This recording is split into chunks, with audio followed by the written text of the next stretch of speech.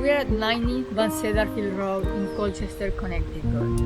This beautiful contemporary has more than 2,000 square feet of living space and is sitting in a very private 1.56 acres. Also has 3 bedrooms, 2.5 baths, 2-car garage, central air. Master bedroom and suite and laundry room are in the main level. It has also a generous deck of the sitting room in the back. Let's go inside.